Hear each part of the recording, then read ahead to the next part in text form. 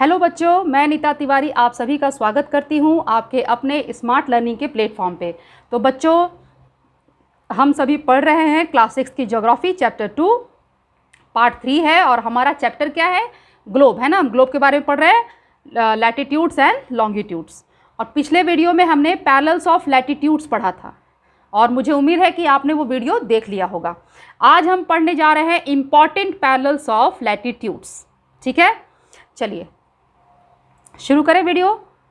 चलिए देखिए, besides the equator 0 degree, the north pole 90 degree north and the south pole 90 degree south, there are 4 important parallels of latitudes.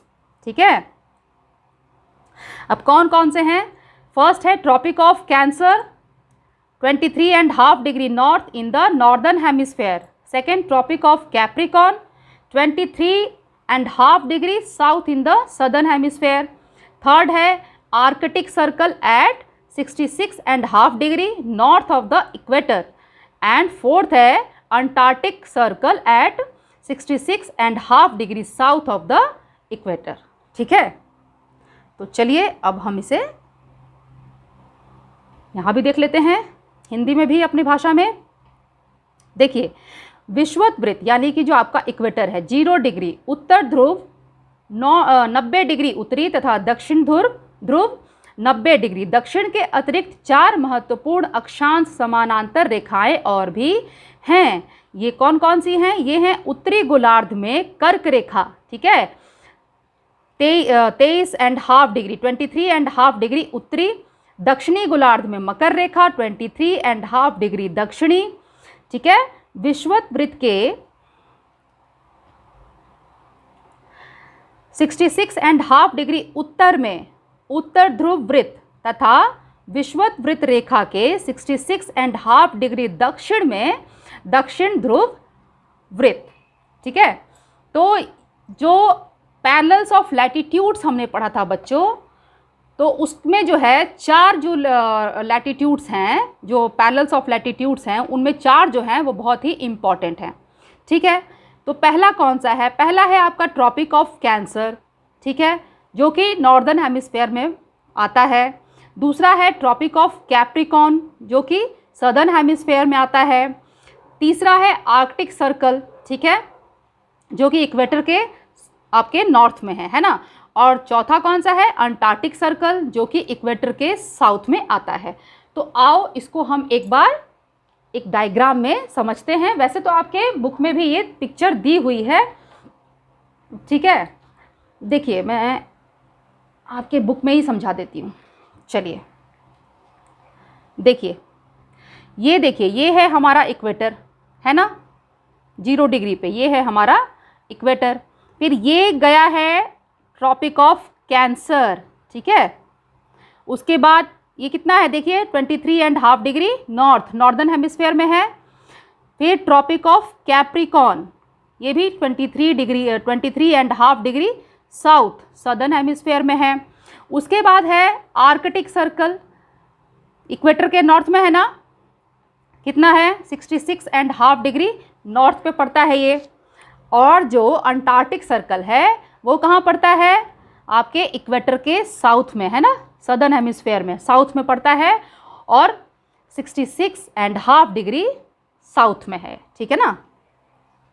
तो ये जो है, ये 4 जो है, ये 1, फिर उसके बाद है ये 2, ये 3 एंड ये 4, ये 4 इंपॉर्टेंट पैरेलल्स ऑफ लैटिट्यूड्स हैं, ठीक है। ये आप याद रखिएगा, 4 इंपॉर्टेंट पैरेलल्स ऑफ लैटिट्यूड्स कौन कौन से हो गए? हमारे Tropic of Cancer, Tropic of Capricorn, Arctic Circle और अंटार्कटिक सर्कल। ठीक है बच्चों, चलिए अब हम देखेंगे हीट जोन्स ऑफ अर्थ। ठीक है, अब हम पढ़ेंगे हीट जोन्स ऑफ अर्थ। देखिए, the mid day sun is exactly overhead at least once a year on all latitudes.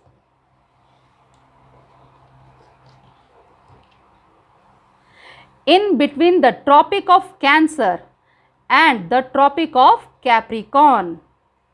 This area therefore receives the maximum heat and is called the torrid zone.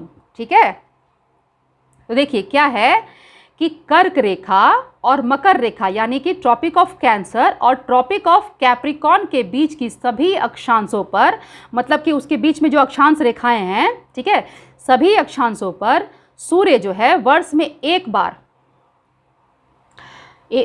एक बार दोपहर में सिर के ठीक ऊपर होता है। इसलिए इस क्षेत्र में सबसे अधिक ऊष्मा प्राप्त होती है, यानी कि हीट, ठीक है, गर्मी, तथा इसे उष्णकटिबंध कहा जाता है। ठीक है, इसको इंग्लिश में बोलते हैं टोराइड जोन। तो आओ इसको भी एक बार हम पिक्चर में देख लेते हैं। देखो, आप सभी देखो क्या बोल रहा है कि जो सन का जो रेज है, ठीक है, वो डायरेक्टली पड़ता है, ठीक है, ट्रॉपिक ऑफ कैंसर और ट्रॉपिक ऑफ कैप्रिकॉर्न के बीच में जो सन का जो रेज है वो बिल्कुल डायरेक्ट पड़ता है। तो ज़्यादा ऑब्वियस सी बात है ना कि अगर हीट डायरेक्ट आपको मिल रही है तो ज़्यादा गर्मी मिल रही है ना। तो ये वाला जो एरिया है बच्चों, ये और ये वाला एरिया, ठीक है, ये वाला जो एरिया है ये सबसे ज़्यादा हीट एब्जॉर्व करता है। मैक्सिमम हीट इस एरिया को मिलता है सन का। तो ये जो जगह है, ये जो एरिया है, इस एरिया में जो भी कंट्रीज़ आती हैं, इंडोनेशिया वगैरह, ठीक है, तो इस एरिया में जो भी कंट्रीज़ आती हैं उनमें बहुत ज़्यादा गर्मी होती है। ठीक है, तो कौन कौन किस एरिया में, देखिए ट्रॉपिक ऑफ कैंसर और ट्रॉपिक ऑफ कैप्रिकॉर्न के जो बीच का एरिया है, ठीक है, ये वाला जो एरिया है, इस एरिया में सन जो है उसका जो रेज है, उसकी जो हीट है वो डायरेक्ट इन पे पड़ती है। तो ये मैक्सिमम हीट एब्जर्व करते हैं। ठीक है, कोई भी चीज़ अगर आपको डायरेक्ट मिलेगी, अगर आपको डायरेक्ट मान लीजिए कि आपको डायरेक्ट किसी आग के सामने बैठा दिया जाए तो आपको डायरेक्ट उसका हीट मिलेगा ना, आप फील करोगे उसकी हीट को डायरेक्ट, है ना।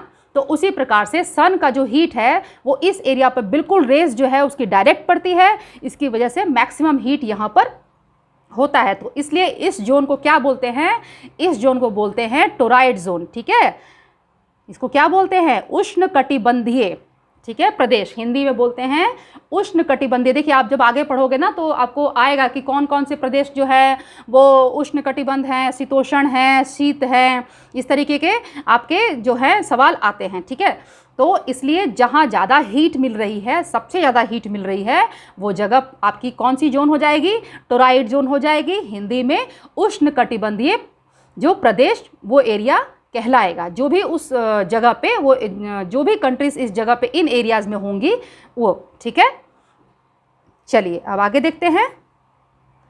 आई होप कि आपको सब समझ में आ जाएगा। बहुत इजी है बच्चों, अगर आप स्टार्टिंग से वीडियो देख रहे होंगे तो बिल्कुल भी इसमें तो कुछ है ही नहीं, बहुत ही इजी है।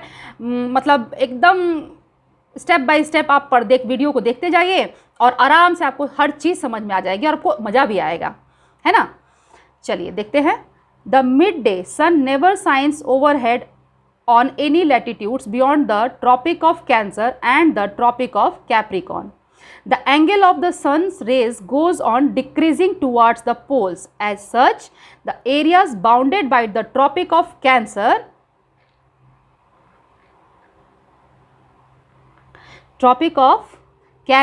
and the Arctic Circle in the Northern Hemisphere and the Tropic of Capricorn and the Antarctic Circle in the Southern Hemisphere have moderate temperature. These are therefore called the temperate zones. ठीक है,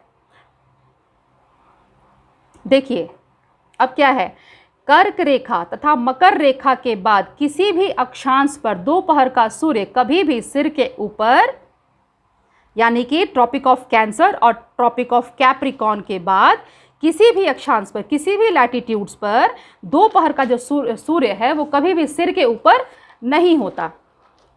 ठीक है, तो उस वजह से क्या होता है, देखिए ध्रुव की तरफ, यानी कि पोल की तरफ, जो आपका साउथ पोल और नॉर्थ पोल है, ठीक है, ध्रुव की तरफ सूर्य की किरणें तिरछी होती जाती हैं, स्लैंटिंग हो जाती हैं। ठीक है, एक समझिए कि एक रेज आप यहाँ खड़े हो, ठीक है, मान लो कि आप यहाँ खड़े हो और सूर्य की जो गर्मी है वो आपको डायरेक्ट मिल रही है आपके सर के ऊपर, तो आपको बहुत गर्मी लगेगी ना। और आपके ऊपर सूर्य की रोशनी थोड़ी तिरछी होके आ रही है तो आपको थोड़ी कम गर्मी लगेगी, है ना। और यही अगर सूर्य की रोशनी अगर बिल्कुल ऐसे हो जाए तो यहाँ तो बिल्कुल धूप जाएगी ही नहीं ना, है ना। तो चलिए, तो इसीलिए क्या है कि ध्रुव की तरफ सूर्य की किरणें तिरछी हो जाती हैं, स्लैंटिंग हो जाती हैं, ठीक है। इस प्रकार उत्तरी गोलार्ध में कर्क रेखा एवं उत्तर ध्रुव वृत्त तथा दक्षिणी गोलार्ध में मकर रेखा एवं दक्षिण ध्रुव वृत्त के बीच वाले क्षेत्र का तापमान मध्यम रहता है, यानी कि मॉडरेट रहता है। तो इसलिए इन्हें क्या कहते हैं? इन्हें कहते हैं शीतोष्ण कटिबंध, ठीक है। इन्हें क्या कहते हैं? टेम्परेट जोन बोलते हैं, ठीक है। तो आओ इसको भी हम एक बार अपने पिक्चर में देख लेते हैं, ठीक है। देखो, अब देखो, हमने पढ़ा ना कि ट्रॉपिक ऑफ कैंसर और आर्कटिक सर्कल नॉर्दर्न हेमिस्फीयर में, तो इसके बीच वाला जो एरिया है, ठीक है, ये वाला जो एरिया है, इसमें जो सन का जो रेज है वो कभी भी डायरेक्ट नहीं पड़ता है, वो थोड़ा झुक के आता है, वो स्लैंटिंग होता है ना, उसमें झुकाव होती है। तो उसी प्रकार से सेम यहाँ पर भी ट्रॉपिक ऑफ कैप्रिकॉर्न और जो अंटार्कटिक सर्कल है इसके बीच का जो एरिया है, यहाँ पर भी सेम वही कंडीशन है कि जो सूर्य की रोशनी है बच्चों, वो कभी भी डायरेक्ट नहीं आती है, वो थोड़ी सी स्लैंटिंग होके आती है, थोड़ी सी, ठीक है, थोड़ी सी स्लैंटिंग होके आती है। तो इसकी वजह से यहाँ का जो टेम्परेचर होता है वो क्या होता है? यहाँ जो टेम्परेचर होता है वो मॉडरेट होता है। तो समझिए कि इस एरिया में और इस एरिया में जो भी कंट्रीज़ हैं, ठीक है, तो वहाँ का टेम्परेचर कैसा होगा? वहाँ का टेम्परेचर बहुत ही मॉडरेट होगा, ठीक है। तो ऐसे एरिया को, इस जगह को क्या बोलते हैं? नॉर्थ टेम्परेट जोन, ये वाला एरिया हो गया, और ये साउथ टेम्परेट जोन, ठीक है, इसको बोलते हैं टेम्परेट जोन, ठीक है। शीतोष्ण कटिबंध, हिंदी में क्या बोलेंगे? शीतोष्ण कटिबंध, टेम्परेट जोन, ठीक है।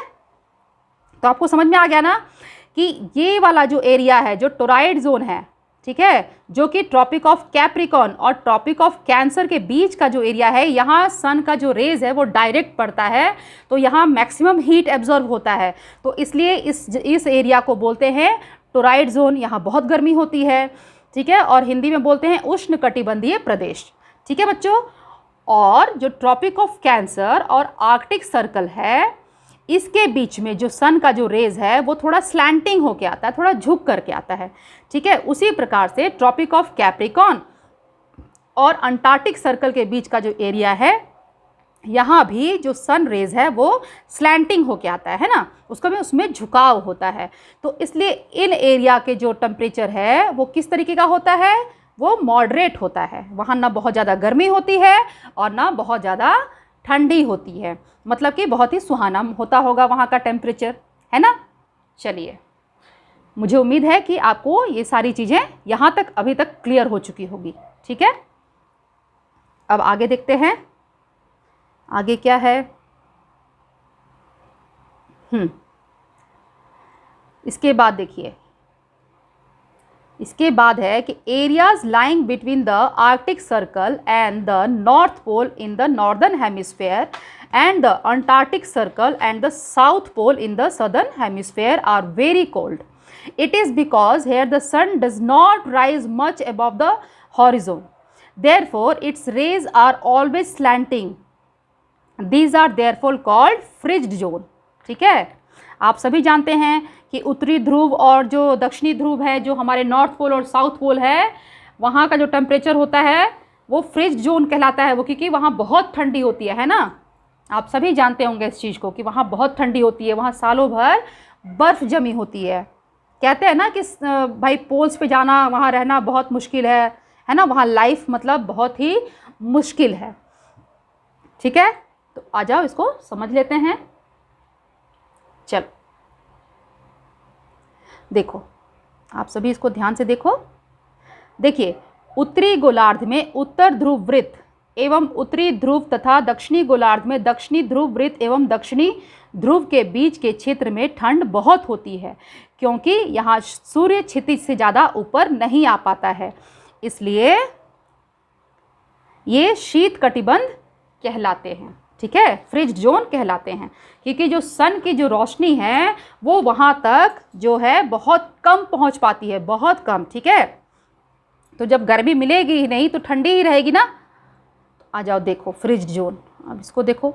अब देखो, जो ये वाला एरिया है बच्चों, ये आर्कटिक सर्कल है ना, ये नॉर्दर्न हेमिस्फीयर है आपका, आपको पता है ना, इक्वेटर के नॉर्थ में नॉर्दर्न हेमिस्फीयर और इक्वेटर के साउथ में सदर्न हेमिस्फीयर। तो आर्कटिक सर्कल जो है, इसके ये जो आप देख रहे हो ये वाला जो एरिया है, ये क्या है, ये फ्रिज्ड जोन है, ठीक है। ये नॉर्थ पोल हो गया और यहाँ आपका साउथ पोल हो गया। तो ये वाला जो है फ्रिज्ड जोन, ये इसलिए है क्योंकि यहाँ जो है सूर्य की जो रोशनी है बच्चों, वो बिल्कुल मतलब कहेंगे ना कि नाम मात्र की पहुँचती है, ठीक है, बिल्कुल नाम मात्र की, बिल्कुल थोड़ी सी पहुंचती है।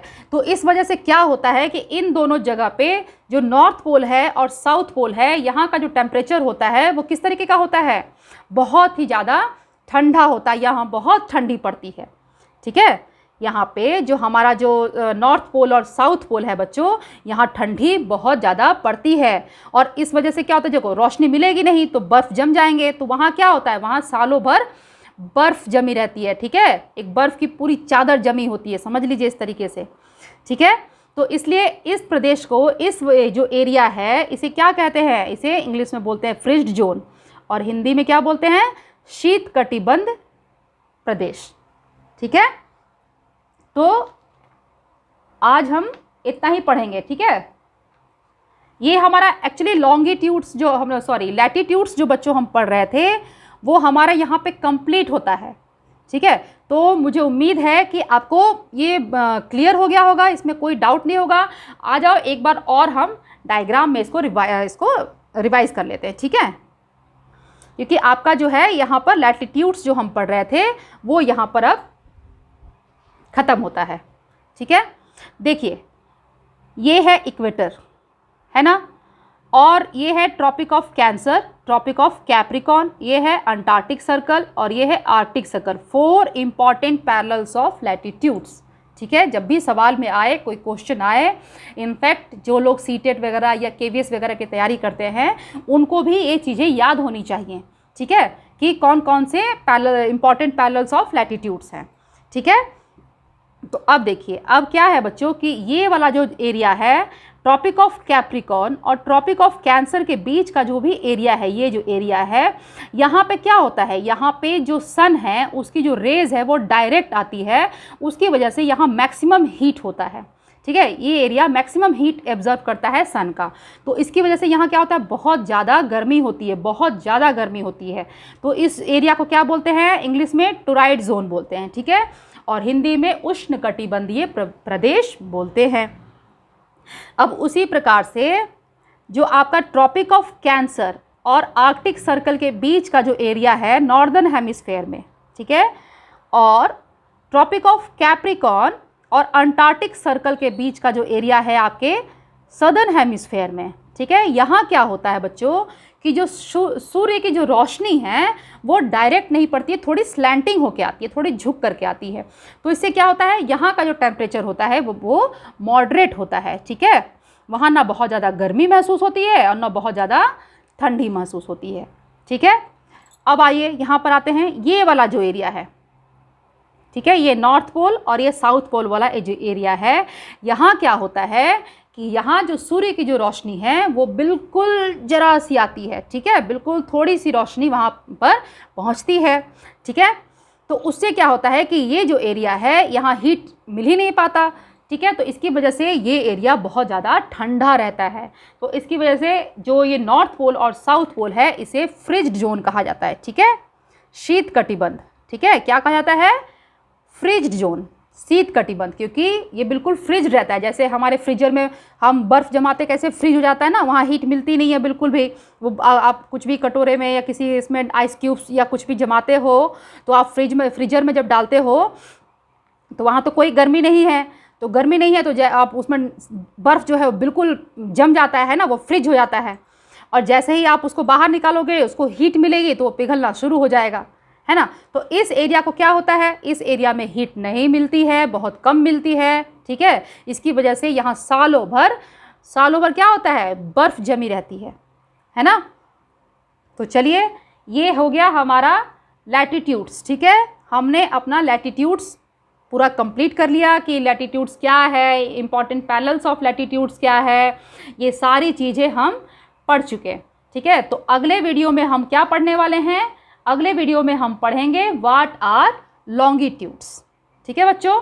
तब तक आप इस वीडियो को देखिए, और पिछले जो इससे पहले वाले वीडियो हैं उनको भी ज़रूर देखिएगा। देखिए, कभी भी जो भी आप वीडियो देखना शुरू करते हैं तो उसको फर्स्ट वीडियो से ही देखना शुरू करें। पहले फर्स्ट को देखें, सेकंड को देखें, मतलब कहने का मतलब है कि सिस्टमेटिक वे में देखें, ठीक है। ऐसा नहीं कि फर्स्ट नहीं देखा और थर्ड देख लिया, तो आप बिल्कुल कंफ्यूज हो जाओगे ना, आपको समझ में ही नहीं आएगा कि ये पैरेलल्स ऑफ लैटिट्यूड्स क्या है, इंपॉर्टेंट पैरेलल्स ऑफ लैटिट्यूड। जब आप जानोगे कि पैरेलल ऑफ लैटिट्यूड्स क्या है, तभी आप जानोगे ना कि इंपॉर्टेंट पैरेलल्स ऑफ लैटिट्यूड्स क्या है ना। तो इसके लिए बच्चों आपको वीडियो जब भी देखना है तो स्टार्टिंग से देखना है, और कोई भी वीडियो जब भी आप देखते हैं तो उसको पूरा देखिए। वीडियो बहुत लेंथी आपके लिए मैं बनाती नहीं हूँ। तो आप क्या करेंगे, आप वीडियो को जब शुरू करेंगे तो उसको एंड तक देखेंगे, ठीक है, उसको बीच में नहीं छोड़ेंगे, ठीक है बच्चों। तो चलिए फिर वीडियो को देखते रहिए, और वीडियो देखने के बाद आपको पसंद आ जाए तो जैसा कि मैं हमेशा कहती हूँ कि आप वीडियो को लाइक कर दीजिए, और चैनल को अभी तक आपने सब्सक्राइब नहीं किया है तो प्लीज़ प्लीज़ चैनल को सब्सक्राइब कर लीजिए। बेल आइकन को दबाना बिल्कुल भी मत भूलिएगा, ठीक है। और मेरे वीडियो को ज़्यादा से ज़्यादा बच्चों शेयर भी करिए, ताकि आपकी तरह और भी बच्चे मेरा वीडियो देख सके, पढ़ सके, ठीक है। तो चलिए फिर हम अगले वीडियो में मिलेंगे व्हाट आर लॉन्गिट्यूड्स के साथ में, ठीक है। तब तक आप लोग अपना ख्याल रखिए, खुश रहिए, मुस्कुराते रहिए। Bye bye.